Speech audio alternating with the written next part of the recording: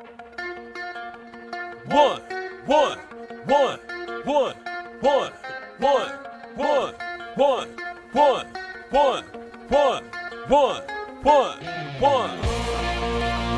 Welcome to the one-on-one. When it comes to ratings, man, we number one. I get the truth, then I give them the scoop. If anybody got a question, I give them the proof. Welcome to the one-on-one. When it comes to ratings, man, we number one. I get the truth, then I give them the scoop. If anybody got a question, I give them the proof. Welcome to one-on-one at Legacy Maker Sports Network.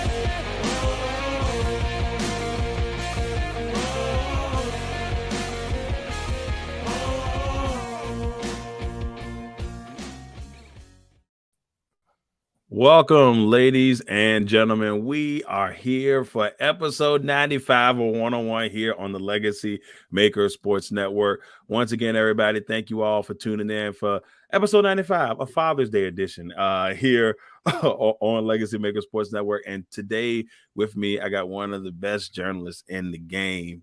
And I'm very excited, very, very excited to have him with me. We got a chance to meet up last year at the ACC Media Day. Ladies and gentlemen, he is on ESPN West Palm 106.3 down there in West Palm Beach, Florida, and he's on WPTV as a sports anchor. My man, Mr. Theo Dorsey. What's up, Theo? What's happening, Darrell, man? I'm glad to be joining you. I'm out here at Martha's Vineyard. You might hear some birds chirping and some nice naturey sounds. So I'm not in Florida right now, but we still kicking it, and I'm still kind of hurting and licking my wounds from that heat loss. I see the heat banner in the back. Yeah, we're definitely gonna get into the heat, man. I was hoping that we would be smiling, maybe getting into a game 7. But that did not happen. But we'll lick the wounds on that just a little bit later. But before we get into all the sports stuff, we're going to start off with a very important segment, and that is the check-in. All right, Theo. So look, before we get going, I just want to check in on you, your family, your friends. How's everything going with Theo Dorsey right now? Hey, the household is good right now, especially out in South Florida. My fiance and I have gotten really locked in on wedding planning right now. We're getting married in February. Hey. So congratulations. That's appreciate it. That's dominating everything in the household right now, getting ready for the wedding. And the family's good. Most everybody's back in Houston. And it's good times. We're keeping the good times rolling out here. Awesome. Now let me ask you about the wedding planning here a little bit. So now what's your percentage right now? Is she got like 95, 90%? You just throwing in your opinion here and there, or is it 50-50 on that bad boy? You know what I am? I'm like, you know how when you're done filling out an application or you're going through a process, it says, "Are you sure?" And you click yes or no. Yeah. Are you sure? Hey, that's great. There you go. Yeah. Hey, that's too funny. Like, she done filled out the assessment and everything. Everything's good to go. I mean, that's beautiful. That's beautiful. But once again, I'm the "Are you sure?" prompt. So yeah, are you sure? It don't even matter sometimes whether or not I am sure. It's still gonna happen, but at least it's gonna happen. It's gonna happen one way or the other, man. But look, congratulations to both of you, man. That's gonna be awesome, man. I'm so happy for you. As a person that's been married. Subtracted 3, go back a little bit. I've been married 17 years now. It'll be 18. And yeah, I know, right? I got married early. I was 21 years old, and me and my wife have been together now, since then. So 18 years coming up next year. It good times, man. All I will say is, always have each other's back no matter what. If you can do that, that is the key to success, especially with the kids, because they will try you. They will try you. Look. I've been seeing, the more I see people travel with their kids, the more I'm like, man, I know I want me a junior soon, but that looks hard. That looks tough. It is. It is. I have a junior myself. He's look, kid smart as a whip. I mean, so believe me, it's well worth it. They're gonna drive you insane. I promise you, they're gonna drive you insane. But it's a good insane though. All right, let's get into a little sports here. Let's talk first about how your passion for sports. I want to know, 5, 6, 7, 8-year-old Theo, where did his passion of sports come from? What was the moment that you said, man, I'm in love with sports? Do you remember that moment? Do you remember how it happened? I just remember the most passionate I've been, especially in my childhood. I was a huge, and I still am, a Miami Hurricanes football fan. I was born in '93, grew up in the late '90s, early 2000s, and I'll never forget two moments. Number one was when I went to a Marshall's, and usually my mom and dad, whenever I ask for something, especially if it's kind of expensive, they usually turn me down on stuff as a kid. You know how that goes. It's like, you won't need that. You don't need that. Maybe for your birthday, maybe for Christmas type stuff. But we were in a Marshall's, and it just so happened to be a Miami Hurricanes jersey, like on the clearance rack. Because mind you, I'm growing up in Houston. Right. Canes jerseys aren't selling as well. And I was just like, yo, the way that orange and green popped, I was like, yo, mom, I gotta have it. And I guess it must have been just cheap enough. It must have hit right under that threshold. I think we can pull it off. Well, let me ask you this. Was it the number? No, do you know who jersey it was? It had no number on the back. It was a 32 jersey.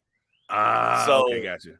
So it kind of depends. You could pick and choose who you want the number. But back then there was a lot of those nameless jerseys. There's no NIL and whatnot. Yeah, that's true.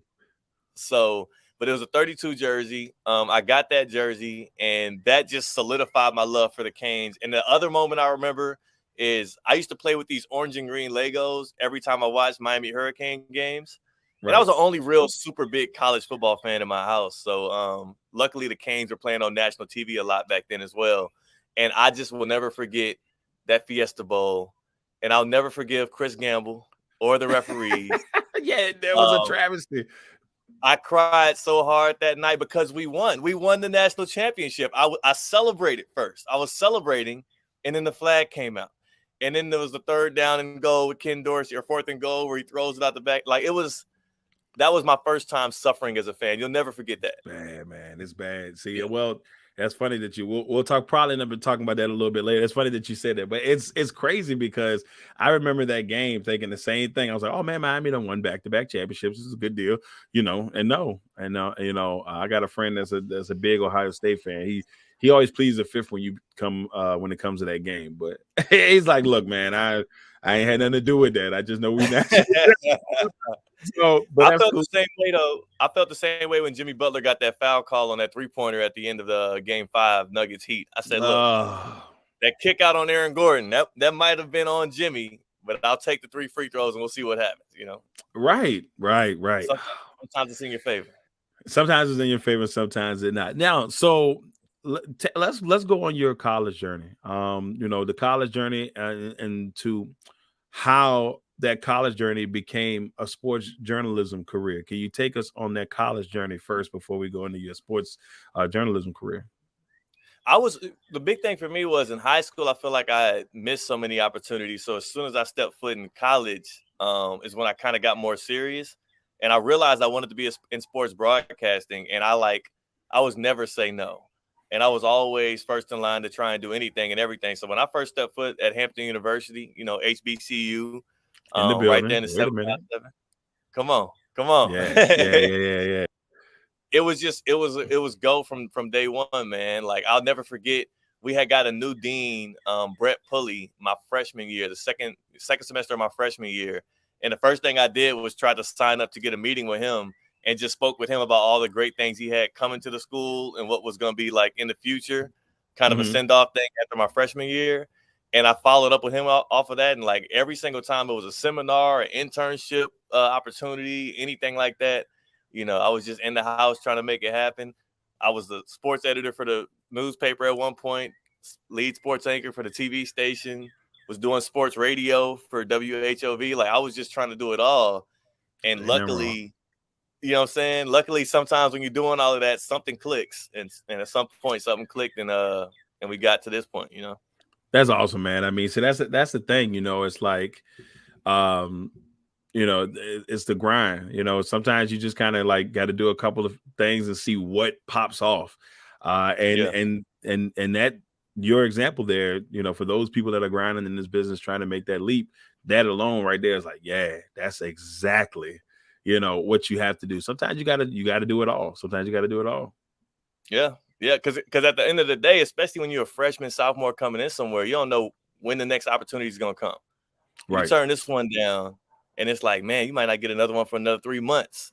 Yeah. But if you keep saying yes to things, they know to come to you to keep on giving you opportunity. So it's one of them. It's one of those type of things, man. But that's when it really did kind of blow up when I was able to get to college and had some of that stuff in front of me, man. It was Hampton definitely laid the foundation. See, that's awesome. Yeah, it's gonna cost. I got a couple of friends that are Hampton alumni. One of my close friends at Bowie Television, she is a Hampton alum. So when I tell her, I was like, my boy, she gonna be hyped because she all about the Hampton Panthers.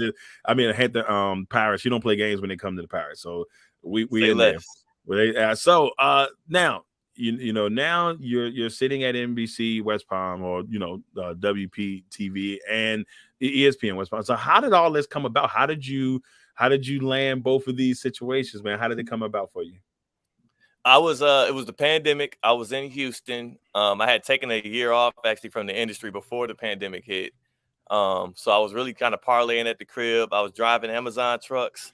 I was actually a substitute teacher. I was teaching 9th grade English at this college prep high school in North Houston. I was doing that, and I had a little pressure washing business on the side, just to kind of keep the money coming in. You know how it was, during the pandemic, you had to. You got to hustle. You started this show in the pandemic, right? I did. I started this show. Now, our network's been around for 6 years, but I was like, pandemic, I was like, man, what am I going to do here? I got to figure something out. But we started the show during the pandemic. It was like maybe like 2 weeks in. And, I think I ended up doing like probably the first 20 or 30 episodes in like 2 months. Yeah, but that was the pandemic times, you had a lot. But now you kind of even out a little bit. But yeah, it was good times, though. Good times. That's good times, bad times. I put it that way. It was bad times, a good time, but you made the most out of the times you had at that point. Right. So for me, I had a similar thing going where I was sitting in the pandemic. I didn't have much to do in the world of sports journalism. So I was keeping up this little digital show I was making called Here's Something. And then I was just applying for jobs. And one job that opened up was ESPN West Palm. So when I applied for them, they said it was just a local TV job. I didn't realize how much radio was going to be involved in it. Right. I end up landing it. The parent company is Good Karma Brands. They own, or I should say we own a bunch of different ESPN affiliates throughout the nation. ESPN Chicago, New York, LA, Madison, Beaver Dam, Cleveland. Like we got a bunch of the different local ESPN radio shows.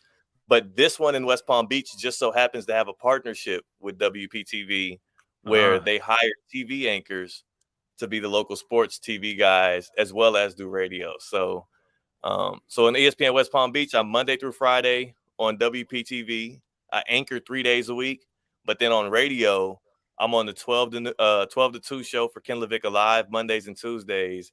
And then Fridays, it's the drive home 4 to 6 for Josh Cohen and the home team with Dean Thomas and Tina. So I got my hands in all the pots, just like college. Really, it's like you got, but that's how it grows, man. That's how you take it, But the biggest thing is you're living your dream with it. You're getting a chance to do what you love. I mean, that to me is the biggest part of it all. Being able to do what you love, you can't beat that with a stick. Can't. That's why it's like even on the days that's trying, when you do 12-hour days or you work 10 days in a row, it's like.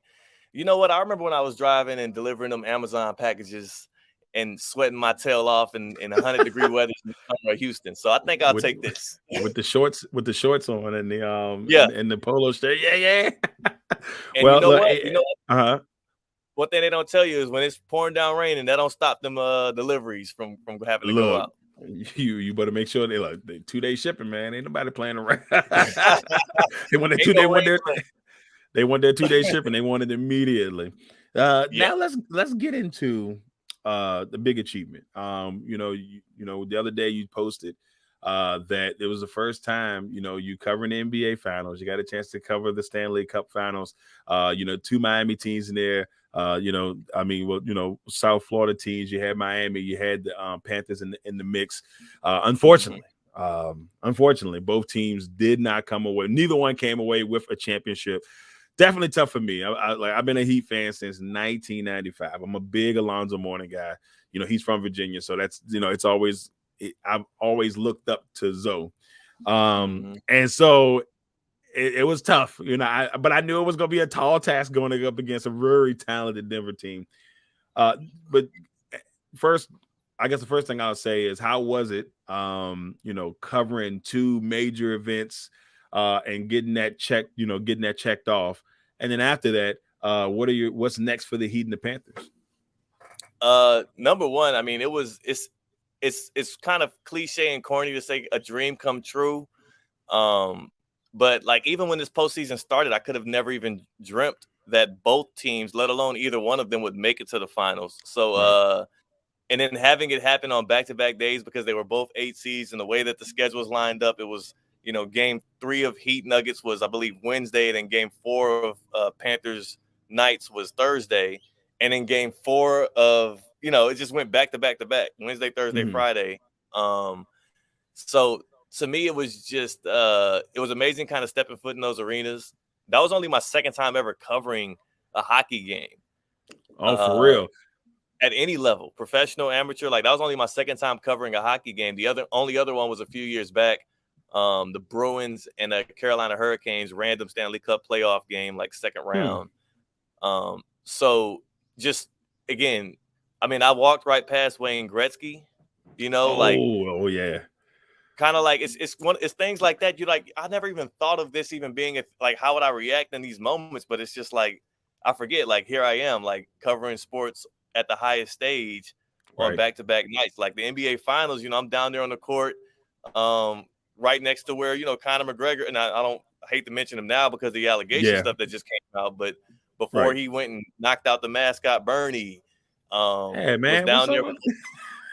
I'm just saying, there's so much going on, right? But we got to sue that guy, man. Like, yeah, here treating. I know he got a lot of legal trouble right now, but can't be knocking Bernie out, man. That's disrespectful. I know it's part of the segment, man. You heard my guy. That's not cool. We're gonna get our get back. Maybe we just need to cancel that little partnership that they announced. That's gonna be the retribution. Yeah. But it was cool to be in those environments, like, fully. It feels a little bit different now. It was painful because I had to be there and watch the Heat get their tail whips back-to-back nights at home on the biggest stage. And I saw some of the bigger meltdowns that I've seen in Heat history with those third quarters that were so slow and stagnant. But it was a privilege to be able to be in the environment, man. So yeah, I think them third quarters, man. Yeah, both games, winning the halftime. Okay, we're like 5. We're down 5, down 7. That's really doable in the NBA. It's really doable in basketball. But they just went on streaks. And I know this is going to sound crazy, but I've been a Heat fan a long time. But when it comes to important basketball games, I won't watch it. Like, I can't physically watch it live. I will follow it live on because when I'm watching it, they just seem to do the wrong things. And like, things just don't go well. So I'm at my brother's house and he's like, "Hey, man, let's watch the game." I'm like, "I don't know, man." Like, I was like, physically watch the game. We don't want to follow him. He's like, "No, man, let's get some wings. Let's watch the game." Worst mistake I ever made. It was looking good in the beginning. I was like, okay, maybe I did the right thing here. And then third quarter, I said, "Man, turn this off, man. Turn this off. I'll just follow on the phone the rest of the game, man." Hurt my feelings, but it's still Heat Nation. It's hashtag Heat culture. That doesn't go anywhere. So but yeah, it was a tough one. It was a tough one. And I got to meet Zoe too. I got to meet Zoe. I want to meet, man. Look, if I can, that's one of my dreams of this show. I got 4 athletes that I love, that if I could ever get them on this show, it would fulfill everything, just to have the moments to talk to him. Zoe is one of them. I mean, he's my favorite NBA player all the time. Sterling Sharp, former Green Bay Packer. The reason why I'm a Packers fan. Joe Sackett, the former great in Colorado Avalanche, and then Ken Griffey Jr. If I could get the chance to talk to those 4 athletes, I would know. If I saw them in person, I'd be like, I probably would, even though I've been in this business a long time and I'll probably play it cool, but inside I'll be like, "Oh, I can't believe it," So it's crazy, Oh man, it's good to embrace those moments too, though. It is, because it's like you're too cool for school for so much in life. It's like sometimes you just want to enjoy the moment and be like, "Yo, it's great. I'm living out my childhood dream." Like, Exactly. I think that's the thing. And we got to be professional, which that would never change. Yeah. But it's just like you're looking and you're like, man, if I could just hang out with he's like, can I Yeah. have these conversations? And so it's all a really good deal. But what's next for these two teams? I mean, obviously we're starting to hear rumors. Bradley Beal could be going to Miami, and they're star hunting, according to a lot of reports out there. So what is your outlook for both the Heat and the Panthers? Number one, for the Heat, I think it would have, like, as much as I like Bradley Beal, Damian Lillard would excite me a lot more as a fan and just as a practical, viewer of basketball. Brad Beal's game is a little too similar to Jimmy's game, whereas he gets a lot of his mid-range. Like, he's not as good of a three-point shooter as people assume he is, whereas Dame Lillard is one of the greatest three-point shooters of all time, off the dribble, off the catch. Like, he can knock it down from anywhere, and his range extends so deep. I think he would add a lot more to what the Heat need on offense than a Brad Beal, who gets his from a lot of the same spots that Jimmy Butler gets his. So I think Beal would be a little redundant, especially especially with him not being a two-way guy. If you're going to get a guy that's going to be offense only, give me Lillard. Yes. But it's obvious that Heat need help. It's obvious that Heat need help and that they're going to go star hunt. They need a scorer. And I think that's, I think that's going to be the biggest thing, obviously we've seen Jimmy go off and do his thing. We've seen that. But a lot of people were disappointed in the foul. I think he was hurt personally, but I think he was hurt. And I think you can tell it a little bit, but I think with people, this Heat team for the last couple of years, I'm like, all right, I've never been a real big Kyle Lowry fan overall, personally. But I felt like we needed that guy. When I heard they were trying to go after Kyrie, I think Kyrie would have helped tremendously in this finals, healthy, in the right mindset in most people's eyes. He would have been tremendous with this team. Plus, he can score. Like, that's the biggest thing. You need that person that can score no matter what. Like, in times of tough, somebody who can kind of take over, and that's what we don't have, like, consistently. And we'll see. I mean, but I hope. Look, full faith in Pat Riley. We know those both finals we've been in the last couple of years, we weren't supposed to be there. So by all means, I mean, if you can get there with this team, just let's get that next step, see what happens. And here's another thing for in the Heat and the Panthers. I think the Panthers is going to be the continued development of Matthew Tkachuk as he rises into stardom in the NHL and just in American hockey. But for the Heat as well, that's kind of what you were hoping Tyler Hero would do. You were hoping he would take that next step up. And though his numbers improved this year, when you put him in the starting lineup, he averaged 20 points a game. I think like 25 and 4, solid stat line. It didn't feel like it affected winning at all. And the fact that you made this run through the postseason without a 20-point per game guy in Tyler Hero, and it seemed like you played over your head, whereas in the regular season you were worse. It's like either you need progression out of Tyler Hero for him to become a player that affects winning more, or you need to move him and whatever other guys it takes to get you a real star and maybe even a number one option over Jimmy. Yeah, I mean, because like I love Jimmy, and Jimmy being the number one option has been good at times. It's been amazing, but it does feel like he would be a better number two to maybe somebody else's number one, or maybe 1A, 1B. But we'll see. I got faith in my guys, man. I've been 7 NBA finals, which is still kind of weird when I thought, like, I hate now that we have a losing record in the NBA finals. Not a fan of that. But at least we've been there 7 times. And, who knows what the future will hold for both teams. And hopefully good things. Hopefully good things. Yeah. You get a guy like Lillard in there, you have to feel good about your chances. Like, think about dropping Lillard into these NBA finals with a very similar roster. Man. The Nuggets ain't getting away with it. The Heat aren't scoring 89 in an elimination game. No, man, and that's the thing, I mean, Bam played better in the series, which was good to see. I mean, he got hit off a Bam Adebayo screen. Yeah, I mean, I don't know. We'll see. I'm getting hyped right now. I'm getting hyped. We'll see. But I got full faith in Pat and his probably soon to be successor, Eric Spoelstra. I got full faith in those guys. But, we'll definitely see how things go. All right, we'll see. Now it's time for my favorite segment. It's time for Quick Ones.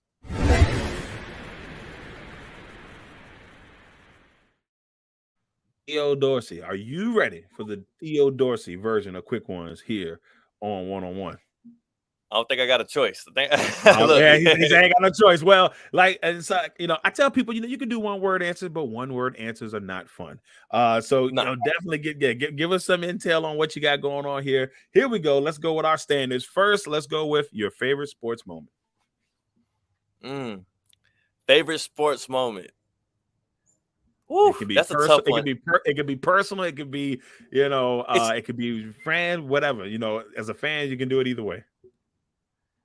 Dang, that's a really, really great one. I'll just go as a fan. I'll go as a fan because that's the most relatable. And I got to go back to the 06 finals when Dwayne Wade when he became Flash, when he became Dwayne Wade and carried the Heat down 0-2, 4 straight, carried the Heat to a championship. That was immaculate, not only as a Heat fan, but you got to remember, I'm a Houstonian. I grew up in Houston, Texas. Right. What's Houston's number one rival? Dallas. Yeah, get them. if my guys lost to a Dallas team, I would never hear the end of it. And that's why 2011 hurt me so bad as well, because it was against Dallas. So, but that 06 championship, I'll never forget. And much love to that Heat team. You heard Shaq and Gary Payton saying they started Heat culture with that squad. I mean, technically, I can agree with that because I felt like that with some of our teams with Pat had that defensive mentality with PJ Brown and all that stuff back in the late 90s. But I will give him that. Heat culture did start then. I mean, once we got that one championship, we were known as a team that is, we went from being like, you're just there to now. If you look at teams in the NBA, I said we're definitely a top 5, maybe top 10 team when it comes to fandomship, people that are fans of the team in general across the nation, not just in Florida. I will say something about the 11 before I move on to the next one. I was in LA shooting a commercial for Walmart, and I went to the bar and I watched. God, I'm still mad about it. I was like, it's the craziest thing. I was like, where's LeBron James scored 6 points, I believe, in that game. It was just, to me, it bothered me badly. I'm like, we brought him here to win these championships. Like, what is happening right now? And I understood he was trying to go to D Wade and he was trying to defer to him, but I'm like, dude, you're the best player in the world. Go make that thing happen. But I'm gonna leave it alone. The bad memories are tough. And speaking of that, quick ones. Next one. What's your worst sports moment? You know what? I'll go off the Heat beaten path because I've beaten that to death. I will say my worst sports moment, because you already know which ones it will be. It will probably be 2011, which we were already on. Yeah. The worst sports moment for me on a more serious tip was the morning when I was, you always, as a kid, before you went out to the bus, you watched the little sports center, so you knew what to talk about at the cafeteria table when you got to school. Very important. This was one of the more traumatic mornings. The mornings I turn on ESPN and I find out the Sean Taylor news. Yes. He passed away in I don't even say he was murdered, protecting his family. And I'll never forget learning he died, like literally bawling, crying, because that was my favorite player. One of my this was like, as a Miami Hurricanes fan, like that was that dude, like Ed Reed and Sean Taylor. But I remember as a kid not really understanding it, processing it right. Like, whoa, he's playing in the NFL. Like, there's no way he's just gone. Like, that was my first time even dealing with something like that. And then I'll never forget too all of the criticism that a lot of people in sports media were throwing on him, and people that I idolize to this day. Like, even and it's well known now, but even Michael Wilbon, one of the legends, and the way that they were kind of poking holes at him and criticizing him, and then finding out that they were wrong. It just was such a weird emotions as a kid to go through, man. It was crazy. I mean, I remember it happened, and I was just like, wow, because the star was bright. And as a person who covers the Commanders, I've been covering the Commanders, this will be year 7 and the season 7, I should say. But the fan base love him, and it was such a short period of time that they had him. But he made such an impact on that organization. I wish that I was there when I was able to cover them when he was there. But the love for Sean Taylor is never lost. You see, when you go to Commanders games, you see nothing but 21 jerseys, nothing but 21 jerseys in there. And when Landon Collins tried to come and say, hey, because he wanted to honor him, they was like, no, bro, don't you dare. He wanted to wear 21. They was like, no, don't you even try it. No, sir. Don't try that. You don't want even that. do that. No, you don't want. And look, and now that you look in retrospect, his tenure there wasn't great, man. Look, people would have been like, you done trashed the name. Yeah, he had good moments. Yeah, he had good moments, but it wasn't. It wouldn't. To me, it wouldn't have been the same, man. But yeah, he was definitely a legend, man. And the heartbreak throughout. I mean, it's still crazy to this day. You know, it's still crazy to this day. Next one. So crazy. It did. Now this next one may lead into that, but who was your favorite athlete growing up? Was it Sean Taylor, or was it there somebody else that was your favorite athlete growing up? I'll start so it became Dwayne Wade, but I think growing up it was Shaquille O'Neal. Like Shaq is who I have to thank for becoming a Miami Heat fan. Because that's what introduced me to the Heat. I was a Shaq fan. I was never really a Lakers fan. I just loved everything that Shaq embodied, his personality, the way he played the game with such force. That's why I'm such a Giannis Antetokounmpo fan today, is because he reminds me most of Shaq in the modern NBA, just the way that he just is relentless, pounds the rock, dunks it at every single opportunity, and unlike, Bam Adebayo, which, whatever. But yeah. I mean, I'll take Giannis down here too, but that's another reach. So yeah. Look. But no, I think growing up it was Shaquille O'Neal, and he introduced me to who was my favorite athlete of all time, which is Dwayne Wade. So, gotta pay respects to the OG. Yeah, love the Diesel, man. I mean, you can't. It's hard not to like Shaq. It really is. Even though I know that they say he dating Brittany. I did see that. Run, Shaq, run! Don't do it, brother. Don't do it, brother. And you also saw him perusing around Home Depot. That man is get this man a cup of water. All right, next one. Now we go to the fun ones. What's the worst restaurant you've ever been to? Like, just didn't enjoy the food. Just like, this is not good. Let's see, the worst. That's a great question. Because you know what's funny? I feel like South Florida, they have a lot of restaurants where it's like it looks really nice, but the food isn't good. Oh, that's not good. Right. You know what? This is hilarious. What's the name of it? It's in West Palm Beach, actually. They have a bunch of locations. I think it's called not Roxy's. Man, I wish I had the name of it. It's a taco spot, though, pretty much, in West Palm Beach. It's right on the main street. It's called Clematis Street that everybody likes to hang out at. And the problem is the tacos are so Americanized and so, like, unflavored and seasoned that it's just Panda Express. It's terrible. The tacos were terrible. They had good drinks and happy hour deals, and people go there a lot because the scene is nice and everything. But the tacos are like the worst tacos I've ever had. Like, I had one or two bites and was like, I'm not finishing this. Let me just I'm not finishing. Get out of here.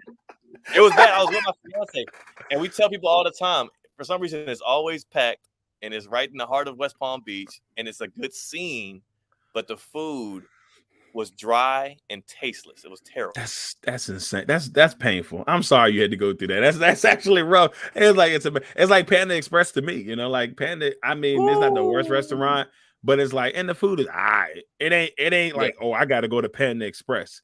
Like it's American. It's got to be Chinese food. It's just not it's not authentic, man. But I feel you on that one. All right, so last one on quick ones. Here's the fun one. All right, so you are playing spades and you have to pick a famous person to be your partner. Who are you picking to be your partner in spades?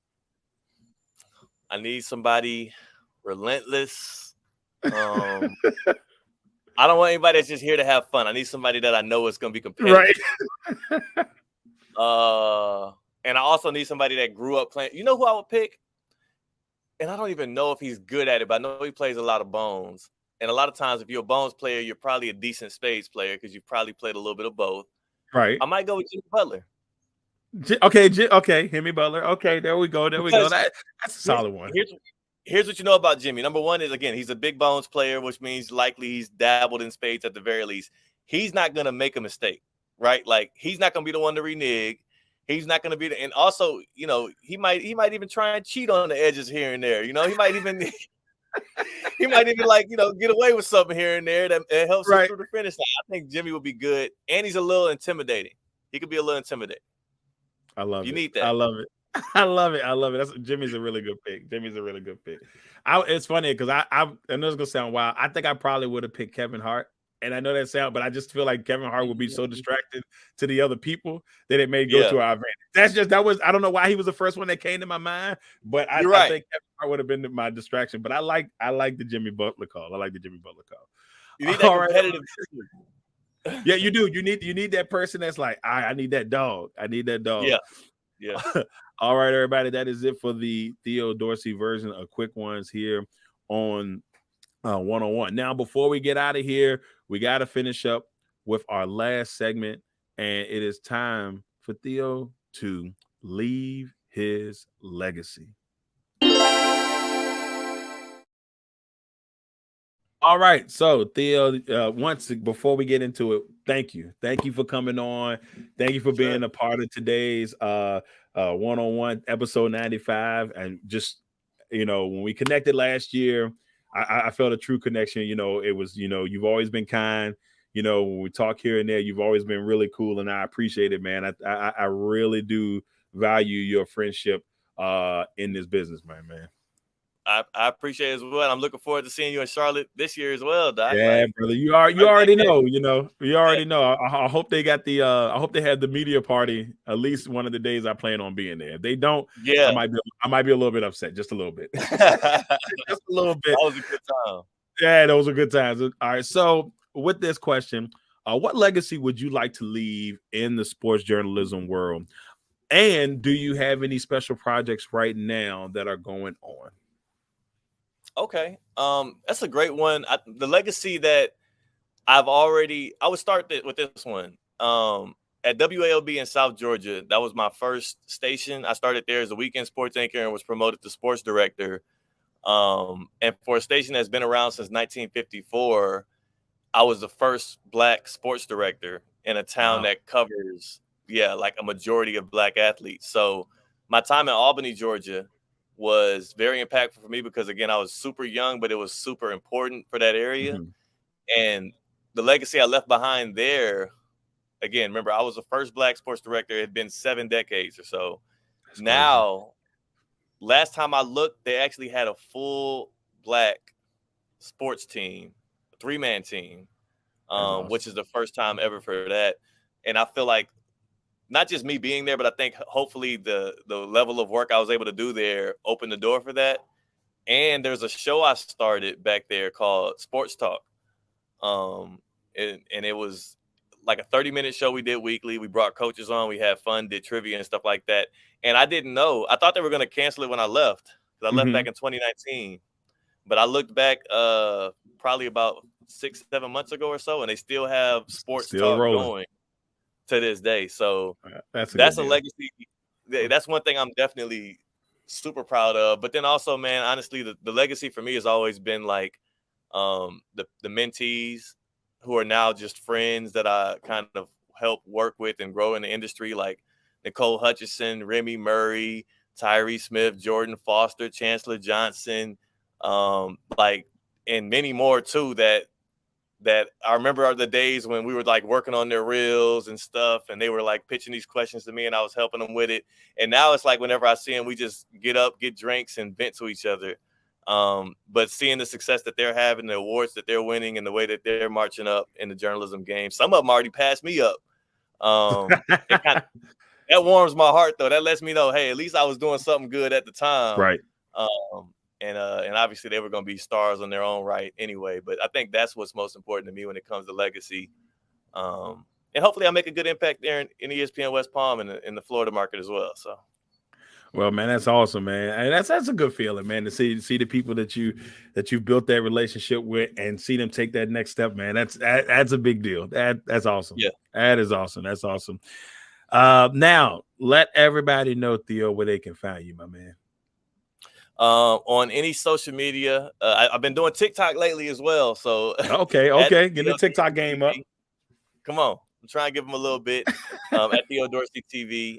You can also tap into our shows Mondays through Fridays on ESPN West Palm. I'm on 12 to 2.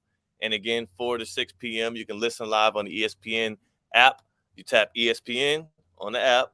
You go to Listen Live, radio, and you scroll down to ESPN West Palm Beach. That's where you can hear us.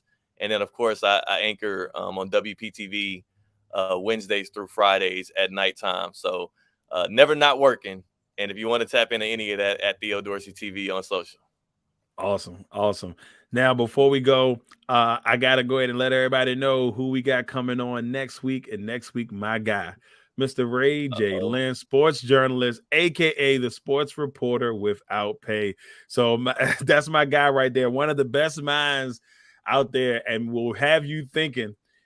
Statistician for sure. He will let you know you got an argument. You better come correct with Ray J, because he will find a way to win that argument or get close to winning that argument. So we're very excited to have Ray J. Lynn on here for episode 96 of One-on-One next week.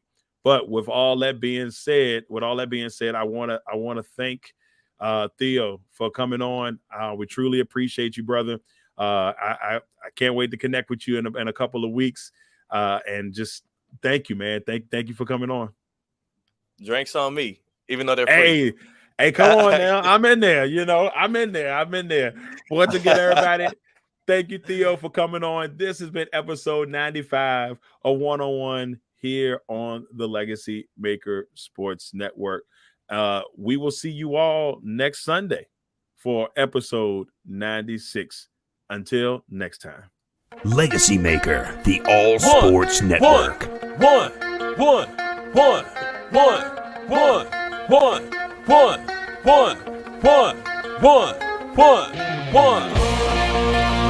Welcome to the one-on-one. When it comes to ratings, man, we number one. I get the truth, then I give them the scoop. If anybody got a question, I give them the